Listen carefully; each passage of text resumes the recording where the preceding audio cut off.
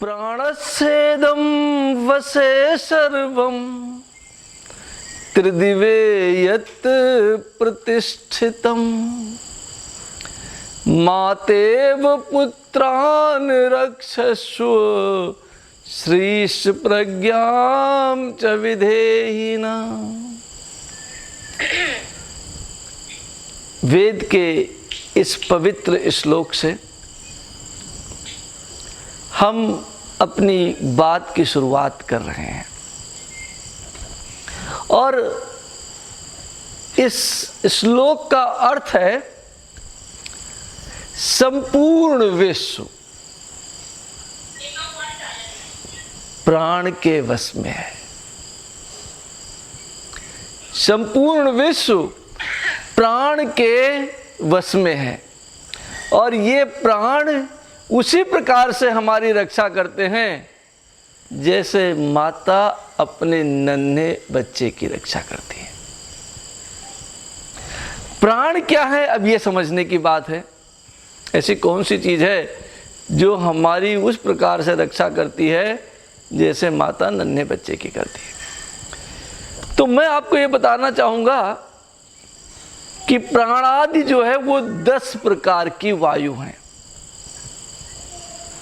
उन 10 वायु में से प्राण एक प्रकार की वायु है। दूसरी क्या है? अपान वायु। तो उसमें से 5 जो हैं वो मुख्य वायु हैं और 5 जो हैं वो सहायक वायु है, सब्सिडरी वायु है। और जो मुख्य हैं उनमें है प्राण, अपान, उदान, व्यान और समान। ठीक है। उसमें से एक प्रकार की जो हवा है, एक प्रकार की जो वायु है, जो पहले प्रकार की वायु है वो प्राण वायु है। और दूसरे जो सब्सिडरी जो सहायक 5 वायु हैं वो कूर्म, कृकल, देवदत्त, धनंजय और नाग। ये 5 सहायक वायु हैं। और इनका काम क्या है हमारे शरीर में? जो शरीर के भिन्न भिन्न एक्टिविटीज हैं, क्रियाकलाप हैं, उनको संचालित करना इन वायु का काम है। लेकिन हम सारी वायु के बारे में आज नहीं जानेंगे, हम जानेंगे सिर्फ प्राण वायु के बारे में। प्राण वायु संसार में वायुमंडल से, अंतरिक्ष से ऊर्जा लेने की क्रिया है। और यदि मैं और गहराई से थोड़ी बात करना चाहूं तो मैं ये कहूंगा आपका जीवन प्राण वायु से प्रारंभ होता है और प्राण वायु पे ही समाप्त हो जाता है।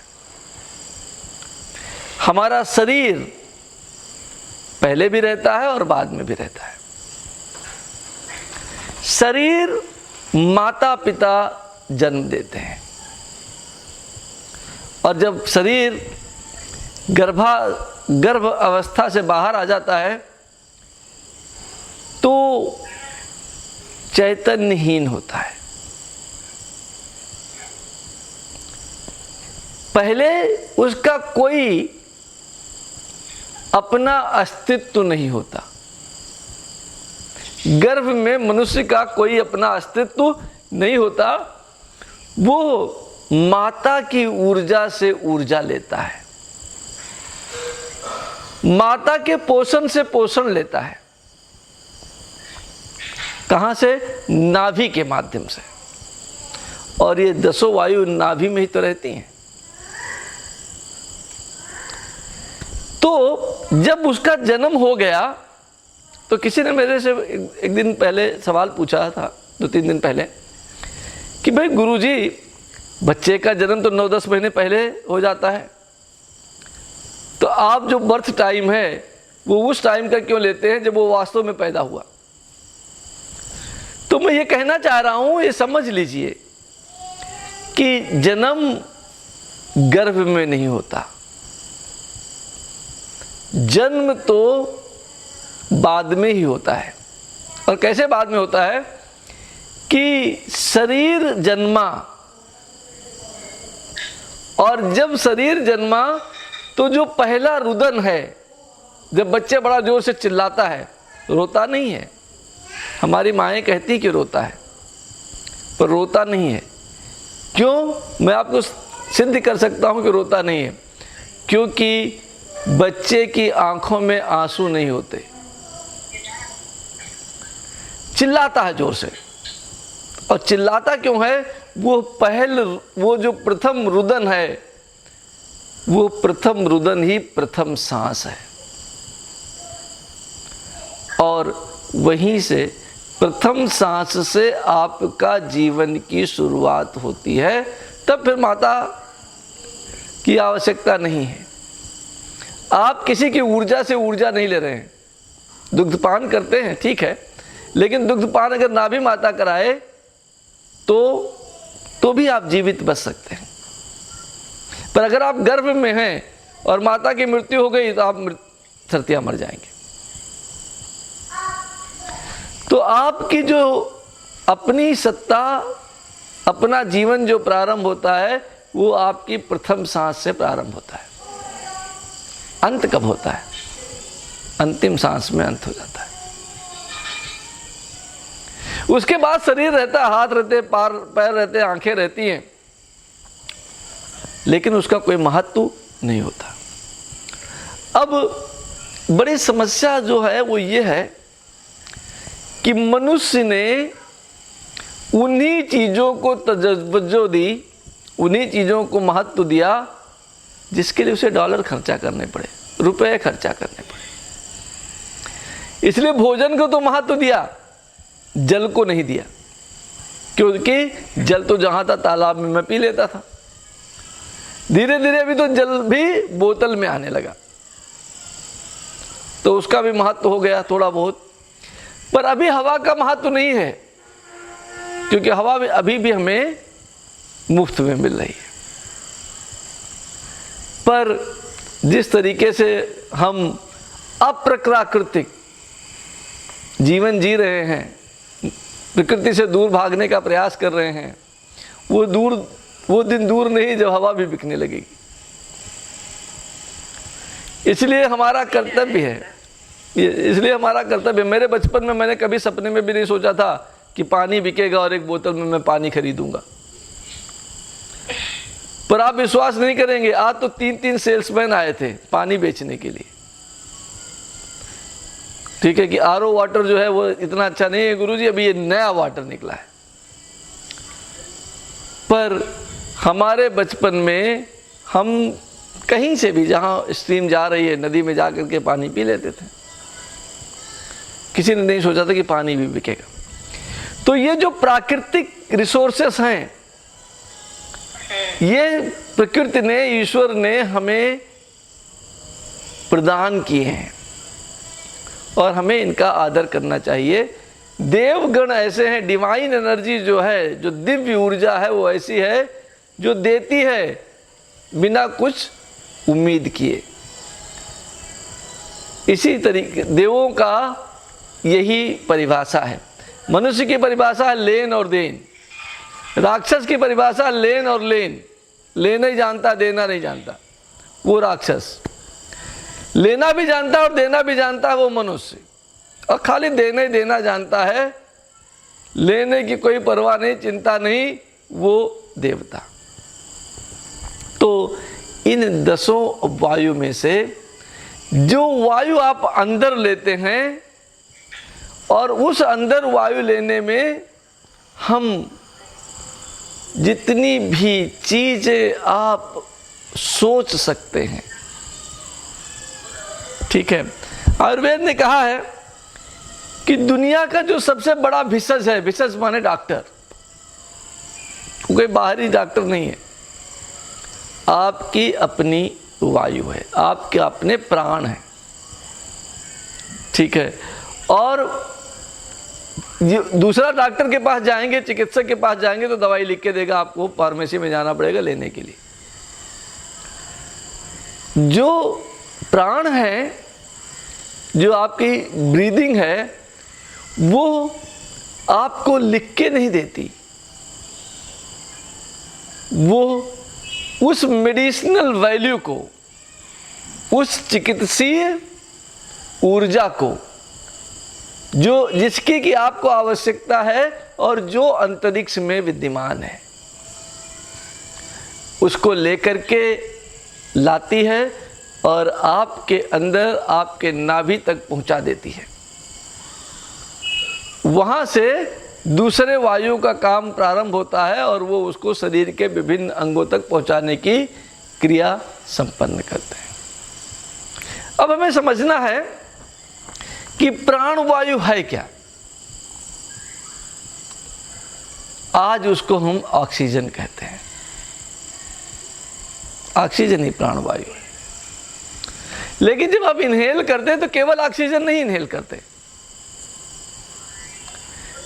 हमें केमिस्ट्री ऑफ ब्रीदिंग समझना है। ठीक है, जो श्वसन का रसायन है उसे समझ लीजिए। जो हवा है उसमें 78%, 78% नाइट्रोजन है, 20.95% ऑक्सीजन है और बाकी जो बचा है उसमें बहुत सारी गैसें हैं। कौन कौन सी बताइए? थोड़ी सी उसमें आर्गन है, थोड़ा कार्बन डाइऑक्साइड है, थोड़ा नियॉन है, थोड़ा हीलियम है, थोड़ा हाइड्रोजन है।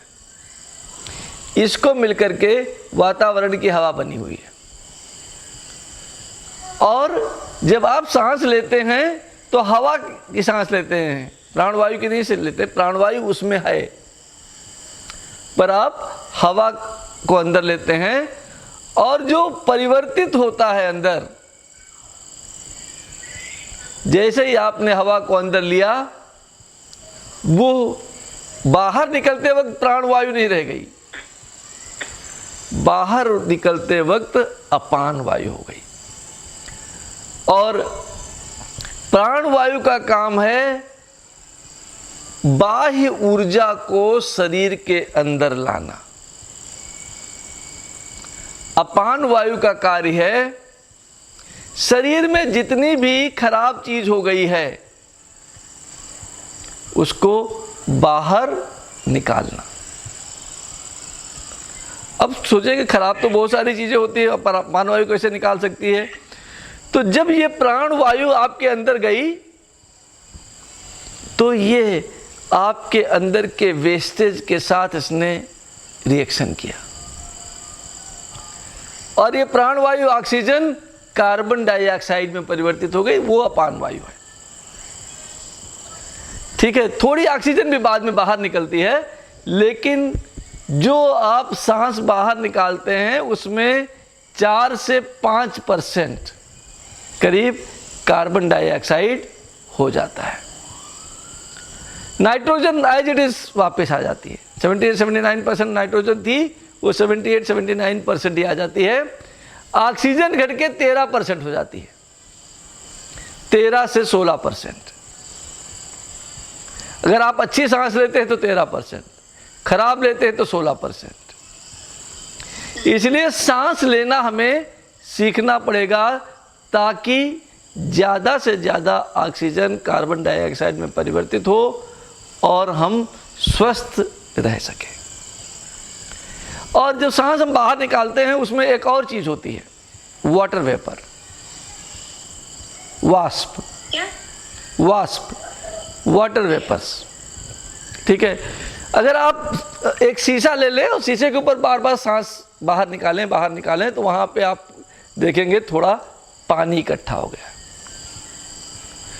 इस पानी में भी शरीर की जो इम्प्योरिटी है, जो शरीर की जो गंध है, जो शरीर का स्लज है, वो उसके साथ भी निकलता है। तो अपान वायु का एक कार्य तो ये हो गया कि कंटिन्यूअसली आपके शरीर में से श्वसन की क्रिया द्वारा आपकी गंदगी को बाहर निकालना। यही काम नहीं है, जहां जहां से मल त्याग भी अपान वायु का काम है। मूत्र त्याग भी अपान वायु का काम है। जो भी चीजें बाहर निकालना, पसीना आना भी अपान वायु का काम है। जितनी चीजें बाहर निकालनी है वो अपान वायु के माध्यम से ही बाहर निकलती हैं। तो ये जो है आपकी जो ब्रीदिंग की केमिस्ट्री हो गई, श्वसन का रसायन। अब दूसरी बात हमको समझनी है कि एक साइकोलॉजिस्ट से मेरी बात हो रही थी,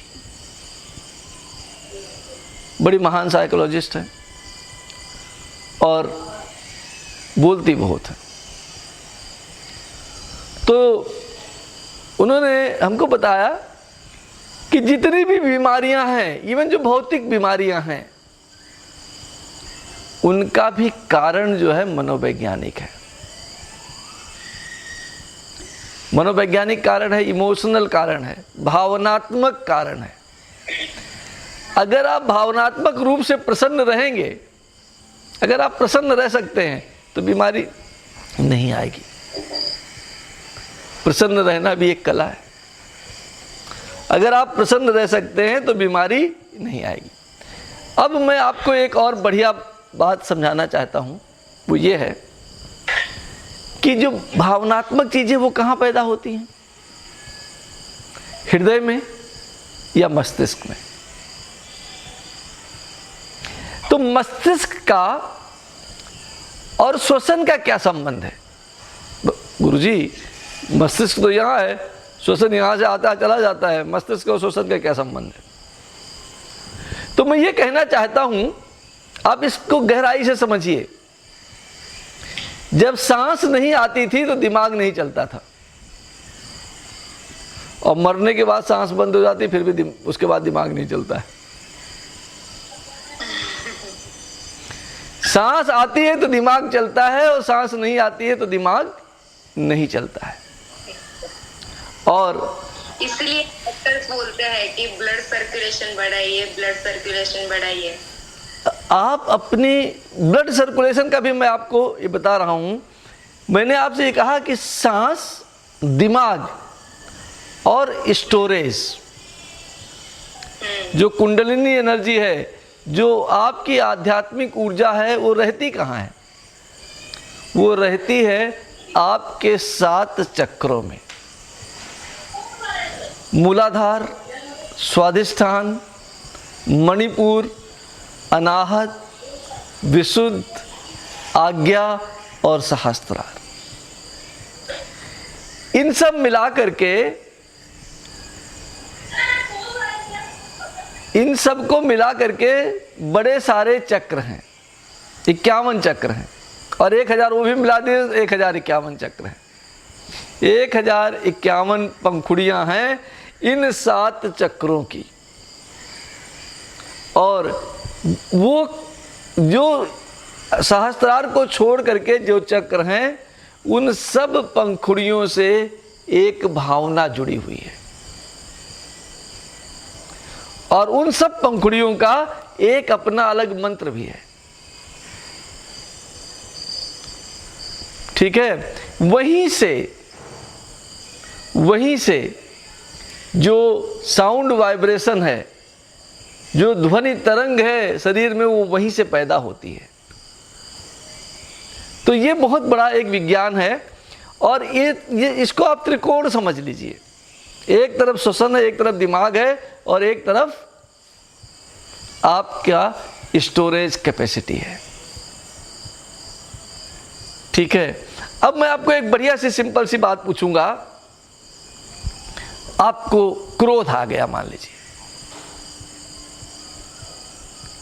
क्रोध, हमारे साथ एक बहन रहती है, उनको हमेशा क्रोध आता रहता है। तो अगर क्रोध आ गया तो वो क्या करती हैं पता आपको? जोर जोर से चिल्लाती हैं। और अगर चिल्ला नहीं पाई तो जल्दी जल्दी जोर जोर से सांस लेने लगती हैं। आपने किसी डरे हुए आदमी को देखा है?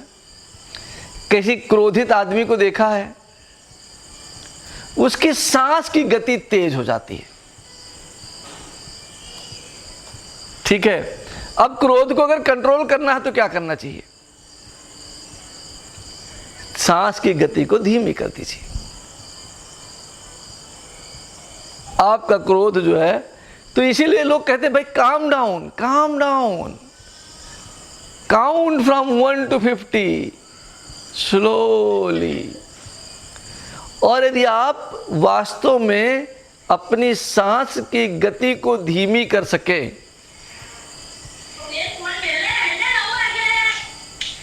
तो आपको कभी भी क्रोध की बीमारी नहीं होगी। क्रोध नहीं होगा तो आपको स्ट्रेस नहीं होगा। आजकल जो कहते हैं मधुमेह, डायबिटीज़ नहीं होगी। ये सारी बीमारियां अपने आप दूर हो जाएंगी, और जब ये दूर हो जाएंगी रक्तचाप नहीं बढ़ेगा। तो आधी बीमारी तो ऐसे ही दूर हो गई मेरे एक सिंपल सी बात आपको समझाने से, ठीक है। और ऐसा नहीं है, उल्टा भी कर सकते हैं आप। अगर आप सांस नहीं ले पा रहे हैं, आपकी सांस बहुत तेज तेज आती है, आप मन को शांत कर लीजिए, सांस धीमी हो जाएगी।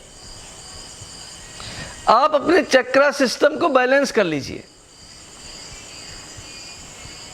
आपकी सांस धीमी हो जाएगी। ये तीनों एक दूसरे से एकदम से जुड़े हुए हैं।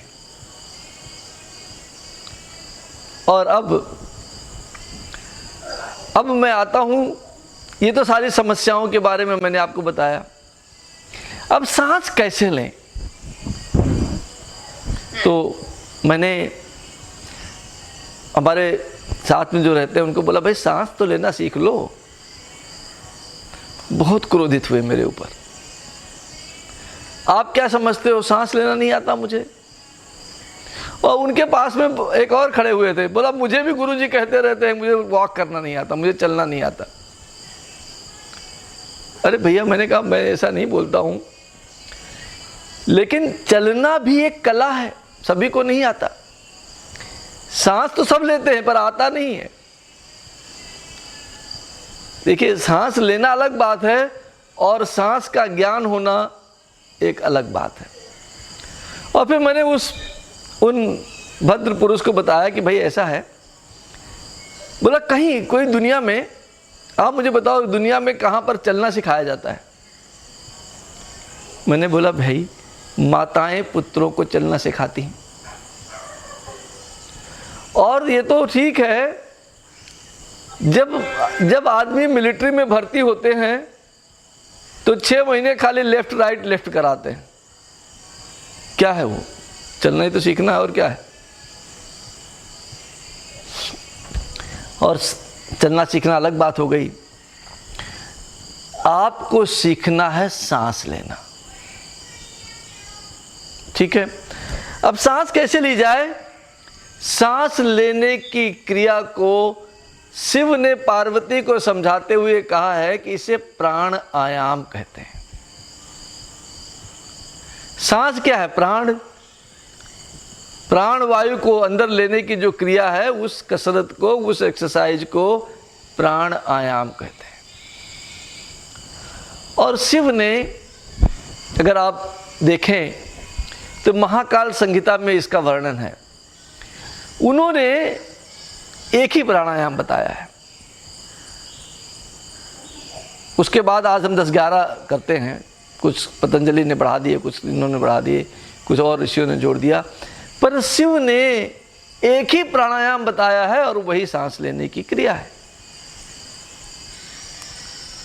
और वो क्या कहा? उन्होंने सांस को 4 भागों में डिवाइड कर दिया। पहला, रेचक। अगर आपको सांस लेना है तो सर्वप्रथम जितनी भी हवा, जितनी भी वायु आपके अंदर है, उसमें से जितना ज़्यादा से ज़्यादा आप निकाल सकें उतना निकाल दीजिए। पूरी तो कभी नहीं निकाल सकते। जब आप पूरी सांस निकाल लेते हैं और आप जीने के लिए छटपटाने लगते हैं, तो भी 3 किलो हवा आपके लंग्स के अंदर रहती है, आपके फेफड़ों के अंदर रहती है, ठीक है। तो पूरी तो कभी निकाल ही नहीं सकते, पर जितना ज़्यादा से ज़्यादा निकाल सके उतना आप निकाल लीजिए। और वो निकालने के बाद दूसरी क्रिया है पूरक। सांस को भरिए। भरिए कैसे? पहले डायफ्राम को खोल दीजिए और अपने एब्डोमेन को, अपने पेट को पूरा हवा से भर लीजिए। गुब्बारे के जैसा भर जाएगा ये। और जब गुब्बारे के जैसा पेट भर जाए तो आप हवा को फेफड़ों में ले जाइए। इस क्रिया को पूरक कहते हैं। और तीसरी क्रिया जो महादेव ने कही है वो कही है कुंभक। उसके बाद आप जलंधर बंद लगा लीजिए। जलंधर बंद क्या है? आप कभी पानी के अंदर गए होंगे। पानी के अंदर सांस नहीं ले सकते। क्यों नहीं ले सकते? क्योंकि पानी चला जाएगा। तो हम क्या करते हैं? सांस को रोक देते हैं पानी के अंदर। कुछ लोग नाक बंद करके रोकते हैं। जिनको स्विमिंग वगैरह नहीं आता वो नाक बंद करके रोकते हैं। पर जिनको आता है वो जलंधर बंद, जल अंदर, जल के अंदर आप अपनी सांस को रोकने के लिए जो बंध लगाते हैं उसे जलंधर बंद कहते हैं। तो आपने अपने गले को क्रियान्वित करके सांस को अंदर रोक दिया और इस क्रिया को कुंभक कहते हैं। सांस को अंदर भर के अगर आपने रोका है तो इसको अंतः कुंभक कहते हैं। और पूरी सांस निकाल दिया बाहर, फिर रोक दिया बाहर के बाहर, अंदर नहीं आने देंगे, तो उसको बाह्य कुंभक कहते हैं। ठीक है। अब शिव ने कहा है कि जब आप सांस ले तो 16 समय में, आज क्या समय हम सेकंड कर लेते हैं, 16 सेकंड में सांस को अंदर भरिए, 64 सेकंड तक रोक कर रखिए और 32 सेकंड में बाहर निकालिए। ये कम से कम इतना कीजिए। और जब इससे में आपको सफलता मिल जाए तो आप बाह्य कुंभक की क्रिया भी प्रारंभ कीजिए। और बाह्य कुंभक में आप अपने सांस को बाहर ही 32 सेकंड के लिए रोक दीजिए। यह सांस लेने की क्रिया है। 16 सेकंड में अंदर लीजिए, 64 सेकंड में होल्ड करके रखिए और 32 सेकंड में धीरे धीरे बाहर निकालिए। और जब हम मंत्र जप करते हैं तो एक बीज मंत्र होता है और हम 16 बार मंत्र जप करते हुए सांस को अंदर लेते हैं, 64 बार जप करते हुए होल्ड करके रखते हैं, रोक करके रखते हैं, कुंभक करते हैं और 32 बार जप करते हुए उसे बाहर निकालते हैं। यही श्वसन की क्रिया है। और जिसने इसको समझ लिया उसका कोरोना क्या कर सकता है? कुछ नहीं कर सकता। कैसे? 3-4 महीने पहले मेरे पुत्र ने मुझे एक ऐप दिया, बोला ये भारत सरकार का ऐप है। मैंने बोला इससे क्या होगा? बोला इससे आप पता कर सकते हो कि आपको कोरोना है कि नहीं है। बहुत अच्छी चीज़ है। तो मैंने देखा क्या था, उसमें था कि आप सांस लीजिए और फिर आपकी घड़ी चालू हो जाती थी, टिक टिक टिक टिक टिक टिक टिक टिक टिक टिक टिक टिक। उतनी देर तक सांस को रोक के रखना है, करीब 30 सेकेंड तक रोक के रखना था। ठीक है। और अगर आपने वो टेस्ट पास कर लिया तो मान लिया जाता था कि आपको कोरोना नहीं, आप मौज करिए। तो जब 30 सेकेंड तक आप अपने फेफड़ों में हवा भर के रख सकते हैं, इसका मतलब ये हुआ कि आपके फेफड़े स्वस्थ हैं, आपको किसी प्रकार की चिंता करने की आवश्यकता नहीं है। और जो श्वसन की क्रिया को महादेव ने माता पार्वती को समझाया है उसमें 64 सेकेंड है, 64 सेकेंड है। तो यदि आप लगातार इस क्रिया को संपन्न करते रहेंगे तो आपके जो लंग्स हैं, आपके जो फेफड़े हैं, वो सदैव स्वस्थ और सुरक्षित रहेंगे। और ब्रीदिंग डायरेक्ट आपके लंग्स में नहीं होनी चाहिए, आपके फेफड़ों में नहीं होनी चाहिए। डायफ्राम ब्रीदिंग कीजिए, पेट को हवा से भरिए, तो जो पेट में ये है खराब वायु वो भी जाए, और जो फेफड़े में है उसमें इम्प्योरिटीज रहती है, अशुद्धता रहती ही है। तो जब नई सांस आती है तो उसमें से अपान वायु बन करके कुछ अशुद्धता बाहर चली जाती है, और हर सांस के साथ शुद्धता आती है, अशुद्धता जाती है, शुद्धता आती है और अशुद्धता जाती है।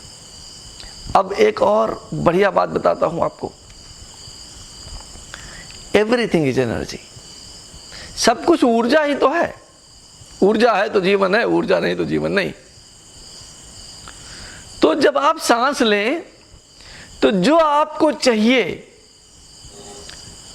वो कल्पना करें कि ये मैं अंतरिक्ष की जो मेडिसिनल वैल्यू है, जो चिकित्सीय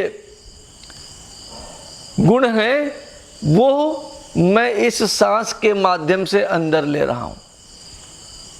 और जब आप बाहर निकालिए, जब आप रेचक करिए, तो आपके अंदर की जो अशुद्धता है, मेरा कोलेस्ट्रॉल में इसमें से जा रहा है, मेरा रक्तचाप इसमें से जा रहा है, मेरा मधुमेह इसमें से जा रहा है। और आप देखेंगे जैसा आप सोचने लगेंगे उसी प्रकार से आपकी सांसें चलने लगेंगी, और आप पूर्ण रूप से स्वस्थ हो सकेंगे, और स्वस्थ होकर के एक अच्छा सा जीवन व्यतीत कर सकेंगे। हमने अभी अंग्रेजी में है, वो तो आपके लिए शायद इतना उपयोगी ना हो, पर हमने श्वसन क्रिया पर 8 दिन का वर्कशॉप प्लान किया है, जून में चालू हो रहा है। 8 दिन का केवल सांस है, वो सांस लेंगे और सांस देंगे बस, और दूसरा कुछ काम नहीं करना है।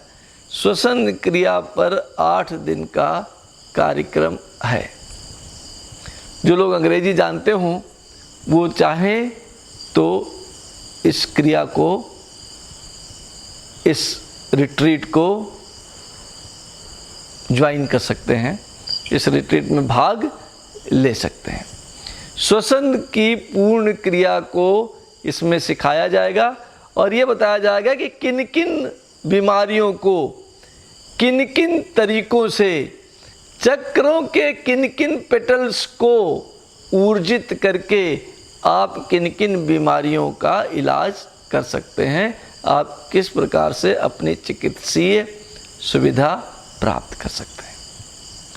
मेरी इच्छा है हृदय से कि आप सभी लोग जो इसे सुन रहे हैं, और वो सभी जो इसे बाद में भी सुनेंगे, वो श्वसन की गहराई को समझें। वो ये समझें कि सांस ही तो ऊर्जा है। आप विश्वास नहीं कर रहे हैं, ओके, अगर नहीं विश्वास कर रहे हैं तो सांस रोक दीजिए 3-4 मिनट के लिए। देखिए आपका शरीर ऊर्जावान रहता है कि नहीं रहता। 5 ही मिनट में अगर आपने सांस को रोक दिया तो 5 ही मिनट में सारा बाहुबल, सारी ताकत, सारे एक्सरसाइजेज जो आपने की हैं सब शून्य हो जाती हैं। इसलिए ये, और जो भी भोजन किया है, ऐसा खाना बहुत सारा खाया है, आज मान लीजिए 25 रोटी खाई है हमने, पर सांस को 5 मिनट रोक दिया तो 25 रोटी भी कुछ नहीं कर पाएंगी। आपकी सारी ऊर्जा तुरंत ही समाप्त हो जाएगी, क्योंकि ऊर्जा सांस है, और बिना ऊर्जा के जीवन में कुछ भी नहीं है।